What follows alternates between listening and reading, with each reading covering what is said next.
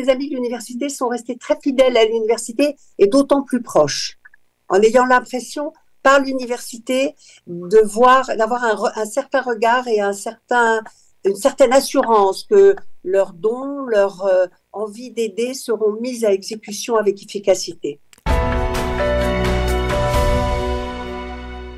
Nous serons en ligne avec Catherine Bellet, qui est la déléguée de l'Université hébraïque de Jérusalem en France, déléguée générale de l'Université hébraïque de Jérusalem. Catherine, bonjour. Bonjour, shalom. Merci d'être avec nous ce matin, Catherine. Nous vous avons sollicité parce que se tient à Jérusalem cette semaine le Board of Governors, le conseil d'administration de l'Université hébraïque de Jérusalem. Alors, cette année, bien entendu, vu les circonstances, la guerre, le contexte, la situation en Europe et les tensions autour de la résurgence de l'antisémitisme en France et ailleurs, on voulait avoir un peu votre sentiment. Comment, finalement, l'Université hébraïque, comment ceux qui sont proches, on va dire, les amis de l'Université hébraïque, en particulier en France, réagissent à ce qui se passe actuellement en Israël? Est-ce que vous avez remarqué, au cours depuis le 7 octobre, une sorte de volonté d'exprimer un soutien accru envers l'université de manière plus spécifique, envers l'État d'Israël de manière plus générale? Oui, tout à fait. Les gens se sont trouvés tellement stupéfaits le 7 octobre en voyant ce que vous viviez en Israël et ressentant que nous le vivions tous, nous, en tant que peuple juif. Le lien qu'ils avaient avec l'université fait qu'ils se sont tournés vers nous pour voir qu'est-ce qu'ils pouvaient faire pour l'université. Et ils ont bien sûr répondu immédiatement à toutes les demandes de Magen David Adom, de Zakat, Sauveteurs sans frontières, tout ce qui leur paraissait évident dans l'urgence absolue. Mais comme on a très vite exprimé et expliqué que l'université était un reflet, un partenaire de ce qui se passait pour l'État d'Israël, pour soutenir les gens, ils ont tout de suite contribué à un fonds d'urgence que l'université a mis en place pour financer nos soldats, financer le soutien aux élèves qui allaient venir des classes primaires, ouvrir l'université, pour les collectes, pour tout ce qui a été finalement dans un état de guerre. Ils se sont associés à l'université et ont très généreusement répondu dès octobre-novembre en passant par l'université. Et l'université est le créneau, le channel, la voie par lesquelles ils écoutent également les nouvelles, les prises de position. La direction de l'université qui a tout de suite contacté les universités du monde entier, malheureusement avec pas beaucoup de succès, les webinaires faits par nos spécialistes de la communication, par cette femme extraordinaire qui a fait des études sur le viol, Cora Levy. Et donc, les amis de l'université sont restés très fidèles à l'université et d'autant plus proches, en ayant l'impression, par l'université, d'avoir un certain regard et une certaine assurance que leurs dons, leur envie d'aider seront mises à exécution avec efficacité. Alors, ça se traduit concrètement pendant ces journées du Board of Governors. Je ne sais pas si ça se traduit concrètement. Est-ce vous avez reçu il y a des gens qui viennent, il y a des donateurs qui sont présents ici et qui participent à ce Board of Governors? Alors, il se trouve que cette année, un honorary fellowship est donné, mais c'était décidé depuis des mois, à notre secrétaire général et trésorier Charles Canetti, qui sera honoré tout à l'heure. Et donc, oui, il est accompagné par ma présidente, Michel Anaori, par d'autres personnes du board. Les donateurs ont été un peu frileux pour venir.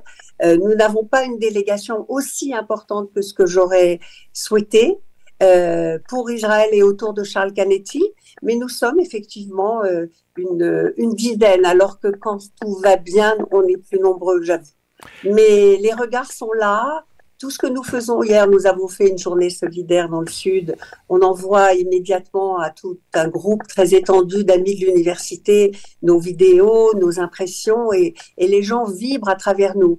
Ceux qui ne sont pas venus, je crois, le regrettent et en tout cas sont très présents par la pensée. C'est un plus petit board que les années précédentes. Même les délégations américaines, australiennes, anglaises sont moindres. Non, là...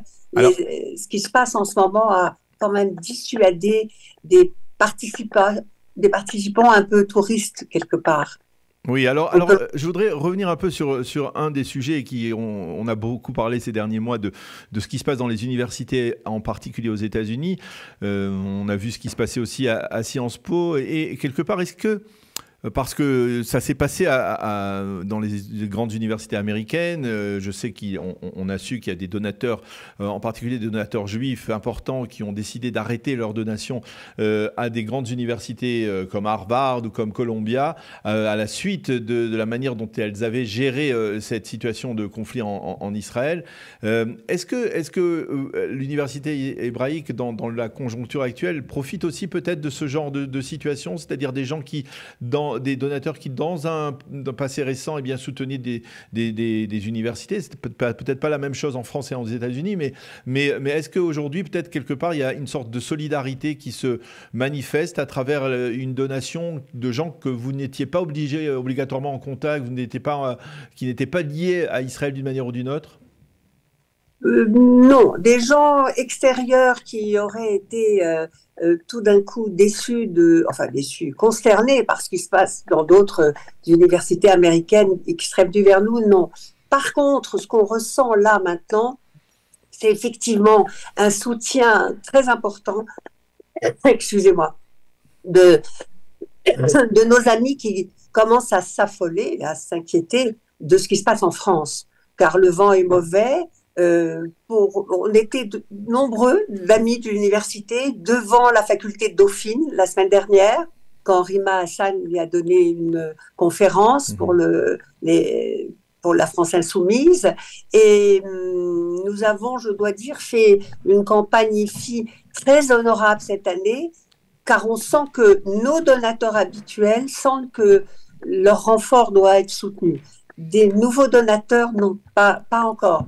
Mais l'objet du board, beaucoup, est de discuter aussi du boycott et du vent mauvais sur toutes les universités européennes et françaises. Je crains bientôt qu'ils ne se sont pas encore toutes prononcées, mais on est très inquiets. Donc, nous axerons une communication pour bien exprimer très largement à des gens autour de nous que nous connaissions, qui étaient peut-être un peu plus discrets dans leur donation, que c'est maintenant qu'il faut aider parce qu'il se passe des choses effectivement terribles au niveau académique et que les gens sont conscients. Les universités américaines ont sensibilisé. Je crois que c'est maintenant, dans un deuxième temps, que ça se traduira pour les donations pour l'université hébraïque.